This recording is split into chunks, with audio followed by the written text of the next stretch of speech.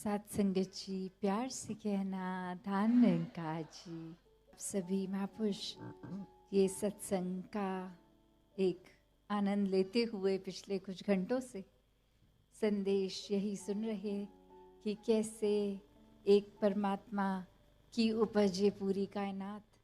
तो इस कादर ने ये कुदरत बनाई, हर चीज़ ये कण कण में खुद भी है और ये कण कण इसी के अंदर भी है। तो कैसे ये एकमिक होने का भाव, ये एक होने का भाव कि हम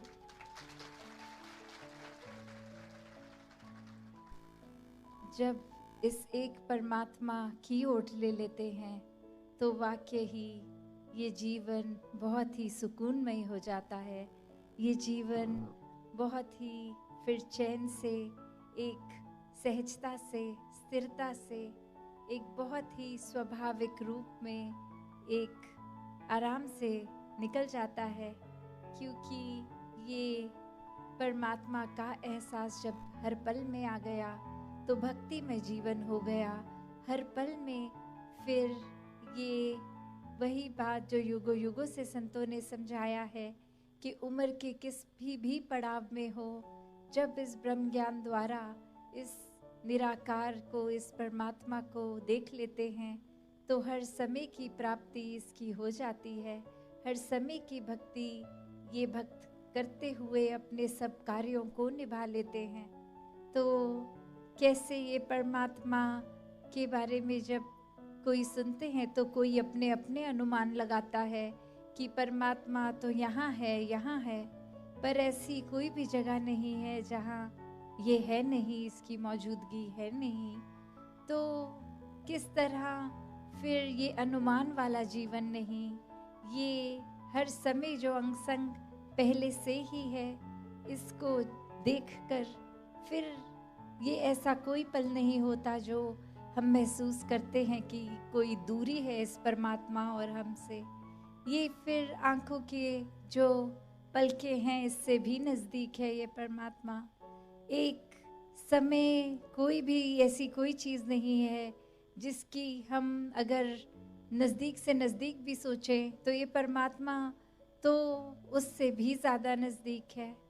और जैसे सभी ने वो बात भी सुनी होगी कि संतों ने चेतन किया है, संतों ने हमेशा ये सोए हुए इंसानों को जगाया है कि जीते जी जीवन का असली मोल डाल लो, ये परमात्मा अपने हिस्से में ले आओ, इसकी पहचान कर लो, भक्ति भरा जीवन जी लो, ताकि फिर ये जीवन जीते जीते ही अगर कभी भी जब श्वास चले गए तो वो समय बर्बाद ना हो।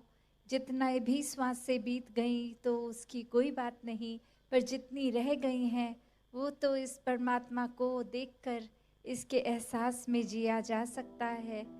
और ये परमात्मा तो कोई कॉम्प्लिकेटेड चीज़ है नहीं, ये तो सबसे ज़्यादा सरल है, सबसे ज़्यादा सहज है, बस बात इसको पहचानने की ही है।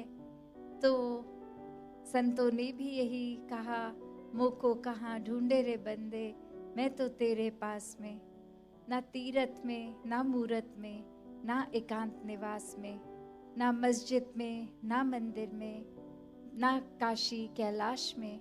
तो कैसे ये जो भाव है कि मंदिर मस्जिद में भी नहीं, एक कितनी तीर्थ स्थानों पे भी नहीं, तो बात ये नहीं कि वो वहाँ पे नहीं है परमात्मा, क्योंकि परमात्मा हर जगह है, तो वहाँ भी जाहिर सी बात है कि है। पर इंसानों की फितरत ऐसी हो गई है कि ये अंग संग बसे परमात्मा को पहचानने में ही देर लगाते हैं, इस ब्रह्म ज्ञान से नहीं जुड़ते। तो लगता है कि परमात्मा का कोई निर्धारित स्थान बन गया है कि परमात्मा मिलेगा तो वहीं जाकर मिलेगा। तो जैसे एक कहानी भी दासी ने पहले भी आपके चरणों में रखी कि एक बहुत ही बुजुर्ग महिला कुछ सड़क पे ढूंढती हुई और बहुत देर से ढूंढती हुई, और जाने वाला एक इंसान ने जैसे ही ये देखा तो वो भी एक उस बुजुर्ग महिला के पास जाकर देखने लग गए सड़क पे नीचे की ओर कि कुछ ढूंढ रही हैं, लगता है तो कुछ मिलेगा तो इनको बताएंगे। और वो भी नीचे उसी प्रकार ढूंढ रहा है साथ में।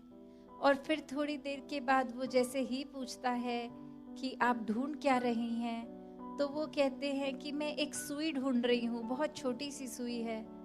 तो वो व्यक्ति और ध्यान से देखता है कि वाकई ही इस बुजुर्गी में नज़र भी इनकी कमज़ोर हो गई होगी, तो मुझे बहुत अच्छे से प्रयत्न करना होगा कि मुझे शायद नज़र आ जाए, मैं तो नौजवान हूँ, आंखें तो ठीक हैं। तो थोड़ी देर और ढूंढने के बाद फिर वो उनसे पूछता है कि आप कहाँ खड़े थे जब आपके हाथ से वो सुई छूट गई थी। तो वो बुजुर्ग महिला बताती हैं कि मैं अपने घर के अंदर थी, अपने कमरे में थी जब वो सुई मेरे हाथ से छूटी थी।